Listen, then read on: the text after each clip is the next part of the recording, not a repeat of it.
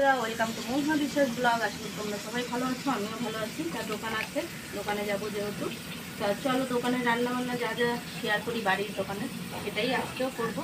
চলো। এই দেখো, তোমার দাদাভাই সকালবেলা মাছ এনে দিয়েছে, কাতলা মাছ। তো কাতলা মাছের আমি ধুয়ে নুন হলুদ মাখিয়ে ভাজা বসিয়ে দিয়েছি। আরও এই যে রয়েছে, এটা ভাজবো। আর দোকানের জন্য করব আজকে বাটার পনির। তার জন্য এই যে পনিরটা রেডি করে নিয়েছি কেটে। আর এদিকে মাছে আলু দিয়ে করব একটু মাখা মাখা ঝোল। তা আলুও কেটে নিয়েছি, আর এইটুকু আলু ভাজা করব। তাই যে এটা হচ্ছে মাছের আলু। ভাত আমার হয়ে গেছে, এই দেখো ভাত হয়ে গেছে। আর সকালবেলার সব কাজকর্ম সেরে টেরে একটু চান পুজো দিয়ে রান্নার দিকে যেহেতু চলে আসি, তার জন্য একটু দেরি হয়ে যায়। কিছু করার নেই, তা তোমাদের সাথে ভিডিও করতে আমার একটু দেরি হয়ে যায়, শেয়ার করতে। তাই এই দেখো, তার মধ্যে আটা মাখা হয়ে গেছে। আজকে অল্প করে আটা মেখেছি। আর আজকে হচ্ছে নতুন একটা সারপ্রাইজ তোমাদের কাছে রইল। ভিডিওটা কেউ স্কিপ না করে পুরো ভিডিওটা দেখো, আর বেশি বেশি করে শেয়ার। মাছগুলো ভাজা হয়ে গেছে। আর এই যে মাছের মশলা আমি রেডি করে নিয়েছি। এর মধ্যে কাঁচা লঙ্কা আছে, টমেটো আছে, জিরের গুঁড়ো, হলুদ গুঁড়ো, আর একটুখানি কাশ্মীরি লঙ্কার গুঁড়ো দিয়েছি কালারের জন্য। আর কাঁচা লঙ্কাই আমি বেশি চিড়ে দিই। আর এখন দেব হচ্ছে জিরে ফোড়ন। তো চলো, তেলটা গরম হয়ে গেছে, জিরে ফোড়ন দিয়ে দিলাম। আর দেব হচ্ছে এই যে আলুগুলো, এই যে আলু কয়টা দিয়ে দেবো। আজকে বেশি আলু দিইনি, অল্পই। তো চলো, এটা পোড়া পোড়া হয়ে গেছে। এই যে আলুটাও দিয়ে দিলাম, আবার কটা আছে এই কটাও দিয়ে দিই। এই হয়ে গেল। আর ওইটুকু আলু ভাজা করব। তো দিয়ে দিলাম আলুগুলো, লাল লাল করে ভেজে নিই ততক্ষণে। আর এদিকে তো মশলাটা আমি রেডি করেই নিয়েছি, তোমাদের দেখিয়ে দিলাম। নুন টুন সব দেওয়া, আর কিচ্ছু দিতে হবে না। মাছগুলো লাল লাল করে ভেজে নিয়েছি।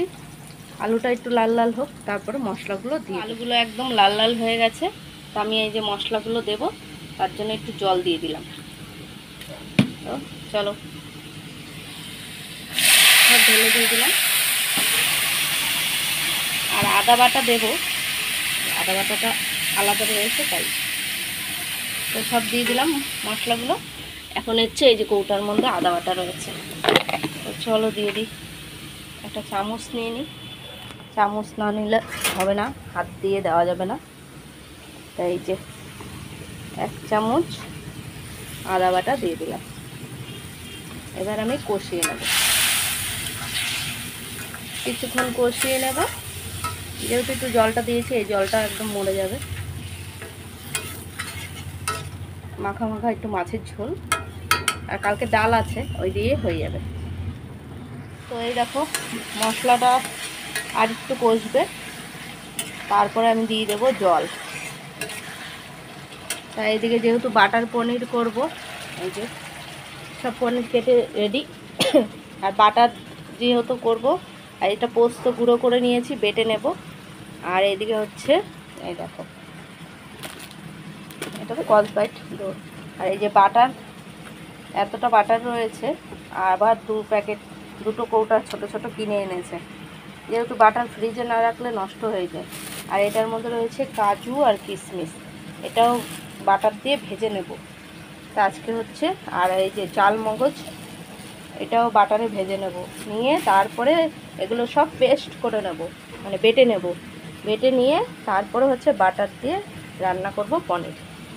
কারা কারা বাটার পনির খেয়েছো কমেন্টে জানিও, আর পছন্দ করো কারা কারা, তাও কমেন্টে জানিও।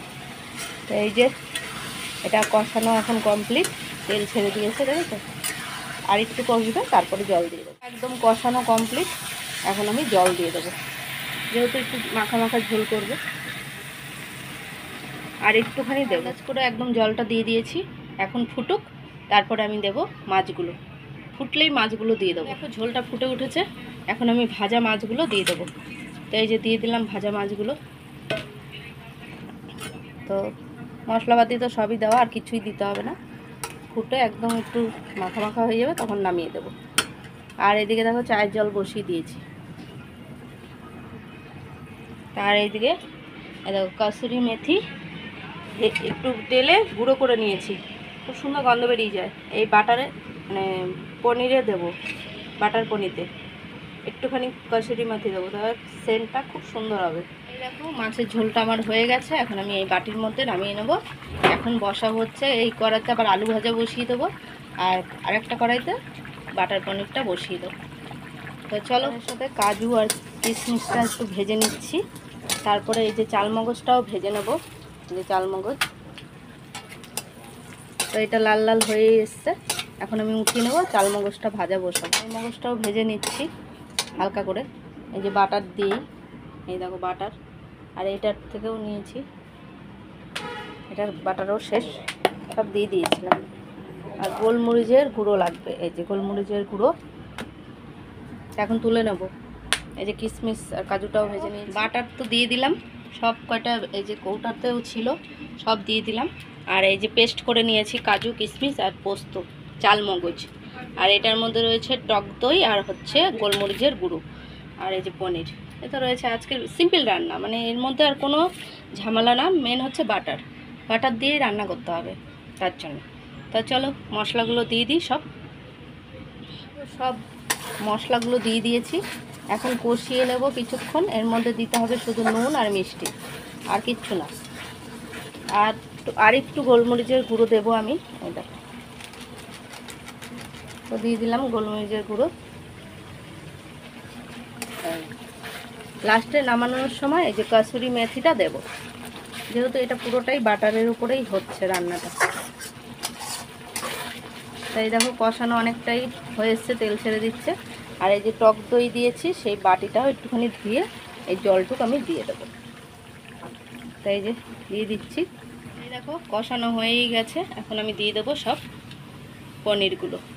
তো চলো, এই যে দিয়ে দিলাম।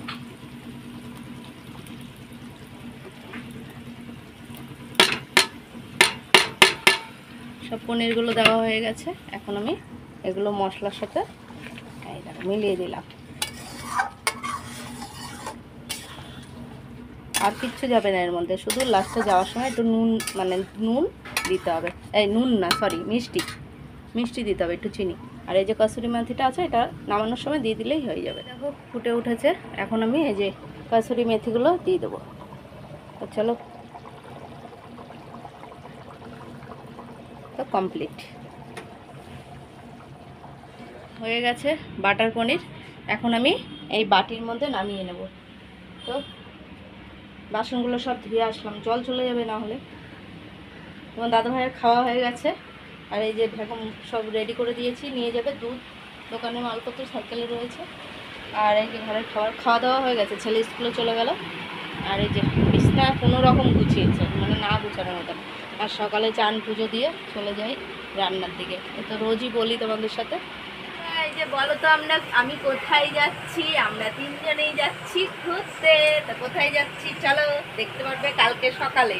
আজকে আর দেখাবো না, কিন্তু আজকে শুধু ট্রেনে ওঠাটাই দেখাবো যে আমি কোথায় যাচ্ছি। তোমাদের গেস্ট করে বলতে হবে, ঠিক আছে? তা আজকের মতন এখানেই, এখন রাস্তাতে যখন যাব তখন দেখাবো, চলো।